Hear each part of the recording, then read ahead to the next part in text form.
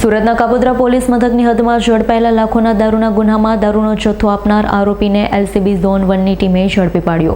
Surat police commissioner અને ખાસ police commissioner sector 1 તથા નાયબ પોલીસ કમિશનરની સૂચના મુજબ એલસીબી 1ની ટીમ પેટ્રોલિંગમાં હતી। નાસ્તા ફરતા આરોપીઓને ઝડપી પાડવા તપાસ હાથ ધરી ત્યારે એલસીબી ઝોન 1 અને ટીમના અરનામ હેડ કોન્સ્ટેબલ હરિસિંહ ભગવાનભાઈ તથા અરનામ પોલીસ કોન્સ્ટેબલ આનંદભાઈ રાજેન્દ્રભાઈની બાતમીના આધારે કાપોદ્રા પોલીસ મથકની હદમાં ઝડપાયેલા 7 લાખથી વધુના દારૂના જથ્થાના ગુનામાં દારૂનો જથ્થો આપનાર મુખ્ય આરોપી એવા મૂળ અમરેલીનો અને હાલ યોગી ચોક ખાતે રહેતા કિરીટ રમેશ શિરોયાને ઝડપી પાડ્યો છે। તેનો કબજો કાપોદ્રા પોલીસને સોંપવાની તજવીજ હાથ ધરી વધુમાં ઝડપાયેલો આરોપી અગાઉ પણ અનેક ગુનામાં ઝડપાયું હોવાનું સામે આવ્યું છે।